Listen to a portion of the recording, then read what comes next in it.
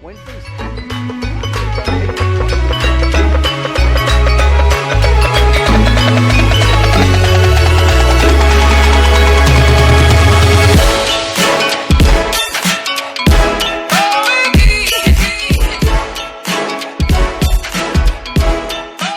So I can see, doing a bit of stalking that you've certainly been faced with, considerable amounts of adversity. And, what I love the most is that you still, are very inspired and very passionate. And from what it looks like to me is that you're using those challenges and those adversities to do some pretty amazing things out there in the world. And as mentioning before, we want to reach 1 million people this year with the message that, whatever you're going through right now, you can find a way to use that to make a difference and to change the lives of those around you. So, for the people out there that are watching or listening to today, let's share a bit, like, who are you? Who is Amanda? Oh, okay. Hi, I'm Amanda Holmes. I'm CEO of Holmes International. We've been in business for 27 years. I just celebrated my 30th birthday, so obviously I wasn't the original founder. My father was.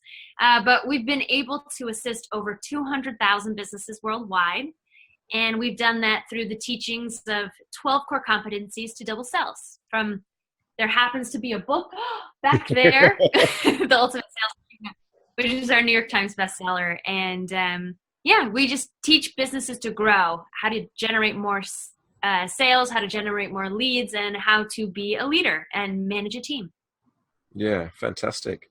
And so you were made CEO at the age of 24, right? That's a young age to be made CEO of a multi-million-dollar company. It was pretty crazy. I'll tell you, right beforehand, I was living in Asia. I was studying alternative medicine. I was teaching meditation because I had a background in music. I was a singer-songwriter prior, so no experience in the business whatsoever. And then I looked around and I had a couple hundred staff, all triple my age, and I just went, I want nothing to do with this. What is this? This has just landed on my lap because my father passed away. And I, while trying to grapple with the fact that, somebody that I love dearly, I had a very, very close relationship with my father, trying to grab grief and all of that while trying to figure out how to reposition a company that was based solely, the whole brand was based around my father. Yeah. He was the icon. He was the visionary. So it was like running a company without a heart. I mean, he hadn't been in the company for years. I mean, we had hundreds of staff working the day to day. But yeah, it took a whole rebuilding of every possible system, every accounting system, every operations, from my website to my email to my marketing and sales funnel. I completely rebuilt all of it. Wow. And it all started with just listening in on call. So it took really listening to what was going on first. That was the first step for me, was understanding, where are we at, which a lot of business owners don't understand where they're at. They don't have the analytics, they don't have the numbers, they're not looking at, every piece of their business. So I had to first understand where we were at. And then I started to fall in love with our clients. Really, I started talking to them and understanding what was going on with them. And then I just tried to craft something that would really be important to them and would really make a huge impact. And once I became CEO, I was able to double our business 2 years in a row. And then the third year, which was this last year, I just kind of took it off because my business was running. I managed about 2 hours a week, which is what we teach. You pick key impact areas of your business and you manage them 1 hour a week. So I did that. And now I'm back, and that's kind of a bit about me. Wow. So 24 years old, moved into the company. How long did it take you? Did you find that when all this came about, there was a sense of wanting to get stuck in and get things done? Or was it really this inner sense of like, look, I'm just going to sit on the sidelines for a little bit. I'm going to attend some meetings. I'm going to sit in on some calls. And then I'm going to make a plan of attack. Like, where were you at, I suppose, mentally and energetically with, everything that's going on right now? I can only, imagine what it would have been like to, be grieving, the loss of someone that's so close and so dear to you. but at the same time having a company of hundreds of staff that are looking to you for leadership. And you just kind of come out of being overseas, meditating, being all zen, and all of a sudden it's like, oh my God. Right. Completely different. How do I attain enlightenment? And now, okay, I'm going to put you in the cutthroat world of corporate sales and marketing training. Good luck. Yeah. It took a lot of listening. I'm grateful that I have a virtual business, because pretty much every call for the first 3 months, I just sobbed on all of them. People will go, Amanda, are you there? We see you on the call. And then I'd come off mute. Yeah, I'm here. Go back on mute. I couldn't fathom what was going on, really. And I really didn't want anything to do with it until I started talking to our people. I've studied this idea, this Eastern methodology of medicine, and something that I've noticed is in medicine, we take, let's say you have a knee problem, you come to your doctor and you say, I have a knee problem. Most likely in today's world in America, they'll hand you a pill and they'll say, here, take this pill to help with that knee problem. But what I've been studying is actually that's just a symptom of what the true problem is. And the true problem actually came from, your hip when you were 12, and you've been walking a little bit off to compensate for that hip, and eventually you created this knee problem. So I really took my holistic medicine approach to the business and just said, okay, well, we're kind of sick right now because we don't have a heart, right? My father was the heart. So if I can come in with my heart and understand what all our symptoms are and try to find the root problem, then maybe we'll holistically put this all together and be able to, operate in a healthy way. God, it's just so good. And the reason that I say that is this is something that I bang on about all the time, is that, we see so many people that are trying to address the symptom, and the way that I often put it is like you have a headache, right? So many people will go and take like a Panadol. Do you have Panadol in the States? Yeah, Panadol. So they take like a Panadol for their headache, but it might be that they're dehydrated or that their neck's out of alignment or something like that. And by taking a Panadol, you're just blanketing the symptom. You're not actually fixing the root cause. And so many people try to do that, not just in business, but in life. It's like they fix what is most painful, but what is most painful is not necessarily the lever or the leverage or that root cause of what's actually creating the issue. And I think a lot of it is because, society, the world has brought us up into a place where we can get whatever we want so quickly now. Like everything is like immediate right now, like fast, speed of delivery. And we're not actively taught to stop and just process and think and be and sit and allow that kind of inspiration to come through. And, in a funny way, the universe kind of positions you so perfectly to go from, a sense of enlightenment into experiencing, challenges on multiple level. And I suppose I'd be curious to find out, like, what was that actually like? Like, I can see that you're quite inspired by it now, and you've done some amazing things, but what was it actually like going through that process at that time? I can imagine that it wasn't feeling that good, coming back from being overseas. What was that like? It was extremely difficult. When I first came in, I was so sick to my stomach that with nerves and just trying to process the grief that I could barely eat. I was nauseous at all times. Like I lost a bunch of weight, which looked great for my figure, but it wasn't really a good thing. They're like, you look great. I'm like, that's what depression does to you. No, I was, thank you. I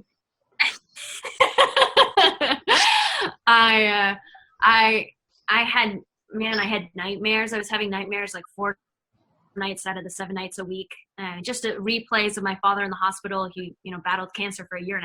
So a lot of really terrible things that happened there that were still haunting me. And I have to say, the work that I did with my teacher, my mentor, Guruji, who's the woman that runs Divine Bliss International and who I had studied with in Asia, all of the work that she did with me to really understand, what was going in my head, what to be present with it, to accept, to love, to forgive, all of that was a huge part of being able to be mentally then prepared.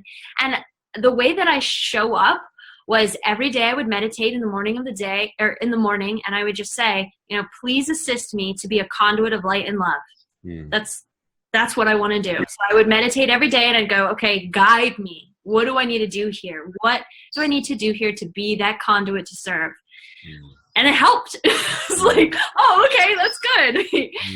So I think things came together. I mean, even the blessing of this whole last year, just being able to only work 2 hours a week, I'm still making the same amount of income. My business is still prospering, and here I am working in a nonprofit. So I really believe that, when my father taught a little thing called pig-headed discipline and determination. And if you can carry that and be true to yourself and your belief of, something that really knocked me down was when I first came into the business, a lot of people were I got a lot of lawsuits.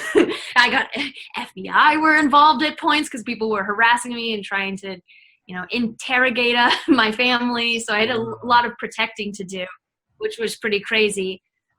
But through all of that, I became very clear on how I want to be as a business owner and how I want to have a relationship with the people that are working with me, because I had been so taken advantage of. Well, it was my own doing, right? But I had a lot of learning there, a lot of learning. What I find really beautiful is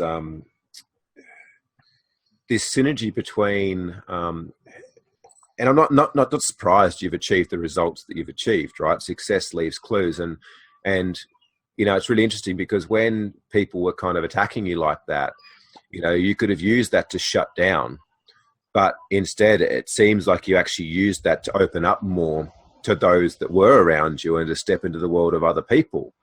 And I honestly believe that, if you look at the way that we've evolved from the caveman days or even before there, it's like, we go through this survival instinct, and, it's still prevalent in a lot of people today is they're stuck in survival mode. They're just trying to kind of feed themselves or put a roof over themselves. But it's like when we move outside of that and when we allow ourselves to focus on others or focus on something so much bigger than us, it's like that conduit you talk about, of conduit of love and light. And I so believe that. It's like when we're about us, there's no conduit. It's like we're a container, and we're containing that love. We're containing that light. We're containing that wealth. We're containing everything that's coming in because we're self-focused. Yet when we truly become that conduit of love and light, we allow that love and the light and the abundance to flow through us. In order to flow through us, it has to flow somewhere. And so therefore it's flowing on to others. And the more that we can flow it on to others, the more that we allow ourselves to open up to the infinite that is the abundance of life. And so, I really find that beautiful that, during that time, you didn't choose to become self-focused or hibernate, and God knows, you had every excuse to do that, with what you were going through, but you chose to kind of fuel that up and to serve and to help others. I'd love to know more about your non-for-profit. So if I'm getting this correct, you're spending 1 or 2 hours a week in the Chet Holmes Institute and that business, and that more of your time outside of that you're spending towards your non-for-profit. Yeah. So Divine Bliss International is something, man, it's hard to put into words exactly what it's so all encompassing, but they have healing centers all around the world. And one that I was actually serving in was in Florida, and people could come and meditate and learn how to. And we have a bunch of healing modality, vibrational frequency products that you can take to assist you with, getting calm, peace of mind, energy, better sleep, balancing your hormones, all of these things. So this was hysterical. We'd go to these marketing conferences where everybody's talking about generating more leads and closing more sales. And here I am want to get an aura cleanse? And they're like, what is this? Reiki on you? But it was hilarious. But at the same time, it was so worth it because we go there and just seeing these people trying to grasp what's going on, but that's really what they need at that moment, is to be able to clear their minds and be able to focus on the task at hand. And like you were saying, like you were pointing out, being able to have that ability to, instead of only thinking about yourself, to take a step back and go, I am complete within me now. I'm just here to serve and assist. And then things flow. I mean, that's, it's a very long process, and takes a lot of studying, I must say. I'm a huge student and I have a lot to learn, but yeah, I mean, shop.cosmicnectar.com. That's some of the little tinctures and oils and stuff that we bring to the market. And that was just my way of being able to give back, because I had received so much. I have received, still receive. Yeah. I don't know if the research you've done, you kind of got to the core, but when we started out, our focus was heavily on the psychology and the energetics of the business owner. It just so happened that business owners could afford to pay for the services more than mum and dad. And for us, we've got a much bigger vision to take what we do into the schooling system. And so therefore we need, credibility. We need funding to do that. Right. And this is why we started in business. But, to give you a little bit about my backstory, 7.5, 8 years ago, I went bankrupt for a good couple of $1 million. And what I went through then was horrific. And it was interesting because at the time I was meditating and I was taking meditation classes and doing Reiki healings and doing things like that.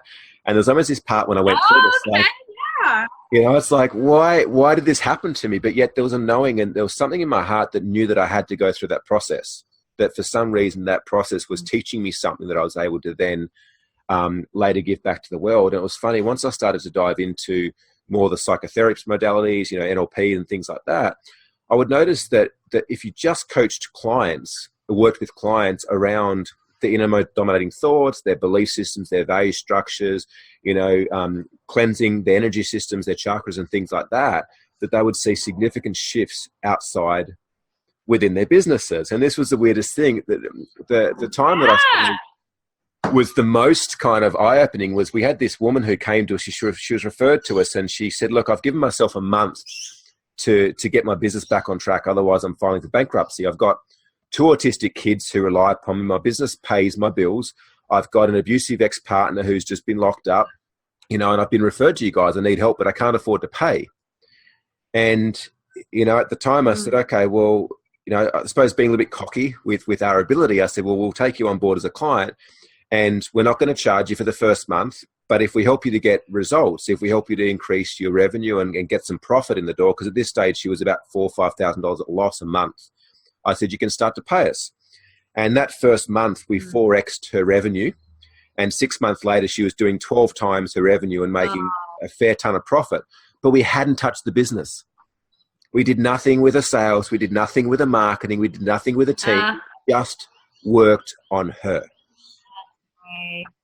What do you believe is the relationship between how we're showing up energetically and consciously or unconsciously and the experience we're having in life?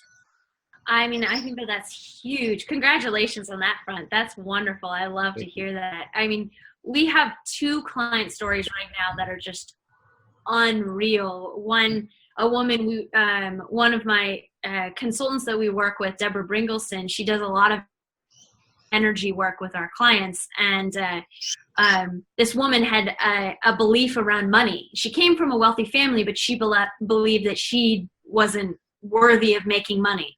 And within the week of Deborah working on this energy block and clearing it energetically, she generated $200 million within the week.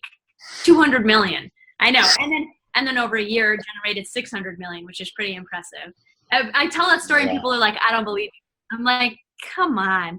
And then we just recently in the last 8 months had a gentleman who was pre-revenue, and he was doing a meditation exercise that we were teaching. And within 5 weeks of our group coaching thing, he went from 0 to 67 million in 5 weeks. And all it took was just shifting the mind frame of, yes, I can close a $67 million deal.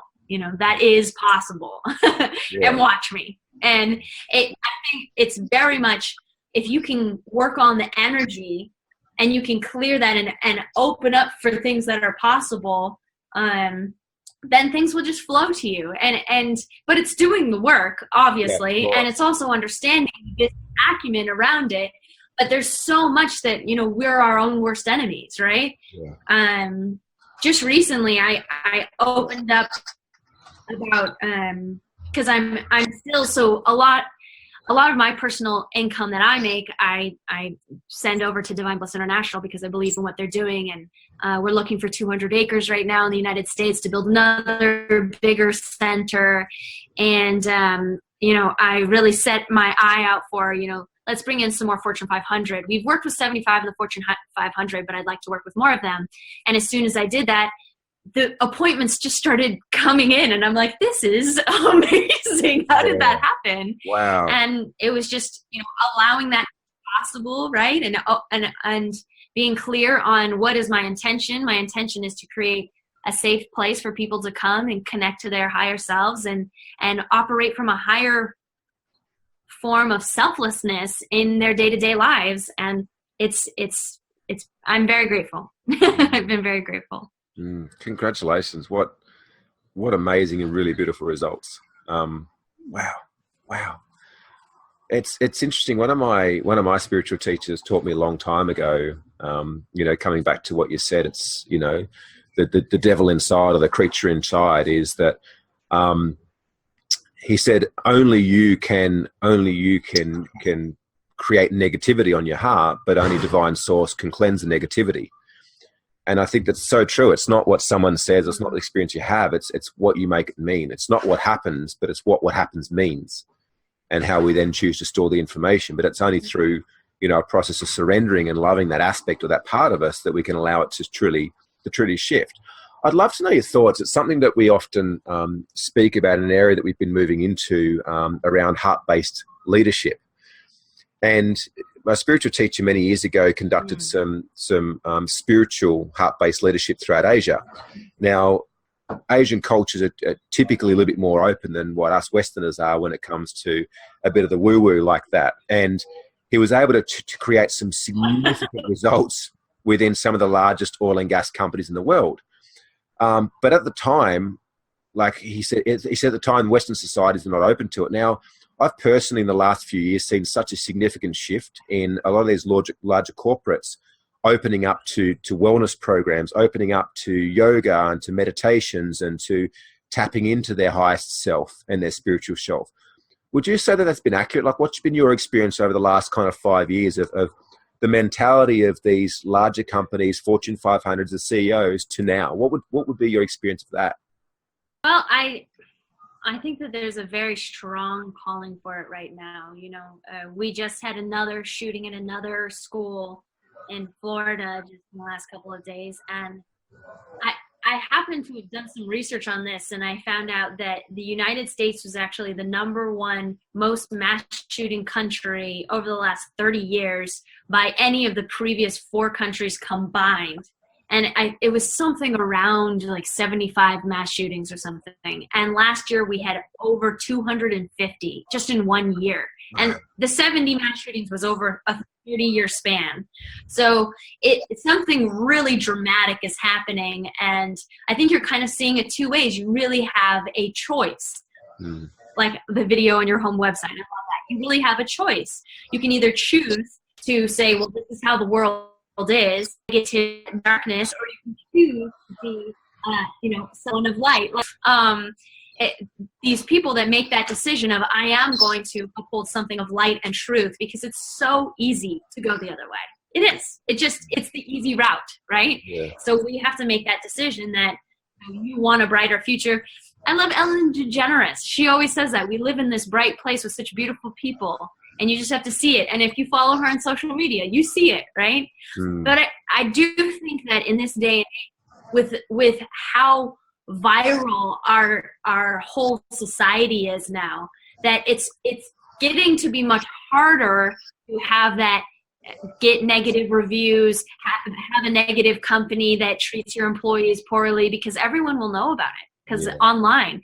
I mean, just one poor review today. Oh, have you ever seen United Breaks Guitars? No. It's a video that an unhappy client of United put on YouTube, and he managed to get, I think it's up to like 17 million views now.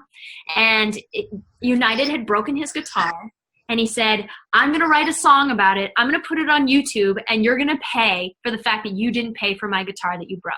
And they kind of laughed, and they're like, sure, right. So this guy goes on YouTube, posts it online. It's crazy. It went viral. He was on every late night TV show. He started his own tour. He became a client services consultant and got 17 million views. And the worst part, United's stock dropped by $180 million in that time of having that one bad review that went viral. So one person today can have that kind of effect on a business. So how are you treating your staff? How are you treating your clients? Because you can't treat them poorly now. Everybody will know about it. So, that's my pitch for be good. Wow. Be somebody that's trying to be, positive. Yeah. God, 180 million. I know. It's painful. Oh. Wow. How are your Facebook Livers going? They got any questions? Oh, let's ask. Do you guys have any questions? Mark's saying, love you, beautiful lady. So proud of you. Your vibration, light, and love are expanding. Joey's giving a thumbs up. They're just having a blast. They're enjoying it. I'm sure they're enjoying your accent too. I just love the Australian accent. It's so much fun. Yeah. Coming back to what you said before, there's an old saying that you can't get rich collecting one-sided coins. My belief is it's not about living in a world that you just see happiness and just know happiness. Like, both exist, and it's to recognize both and to appreciate both and to love both, but still to choose the way that you consciously making that choice. All that cover video you mentioned, consciously choose which way do you want to be showing up in life. Both exist. It would be, I don't know, like dismissive or, living under a blanket to believe that you're not going to experience challenges in life. And I suppose that's what we're trying to do here, is expose the myth that a lot of these personal development people are selling, which is, buy my product and you'll be happy forever. Like, it's not a reality. Both are there. And there's going to be times, like, I'm sure occasionally you used to possibly get emotional and get upset. Like, that's the part of being human. Like, if the Creator didn't want us to experience a vast variety of emotions, we would have just been made as robots. Like, we've been made so divinely that we have free will, that we have a whole meal of emotions that we can pick and choose any time that we like. But it's for us to realize, I suppose, that we have that conscious choice to start making better decisions. Very true. I agree. So what is it that you'd want to share with people out there right now that might be going through challenges or adversity? I think something that my guru taught me, which I'll share, is it's a saying. You could call it a prayer, you could call it an affirmation. I grant myself permission to connect to my higher self. I grant myself. I say it all the time. Connect with my permission, higher self. to connect to my higher self. And coming from that place of higher self means that you're letting go of your ego. You're letting go of your fears. You're letting go of your angers and your frustrations and maybe negative experiences that you've had in the past to dictate where you're going in the future. If you're connected to your higher self, you're in abundance. You're flowing with completion. You're connected to source, to prana, to oneness, to divine, whatever word you use for it, to God, to Jesus, to Allah.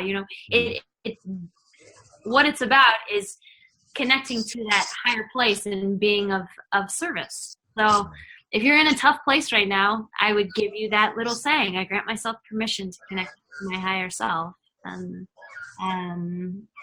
then make your decisions from there. Yeah. Never make decisions from emotion.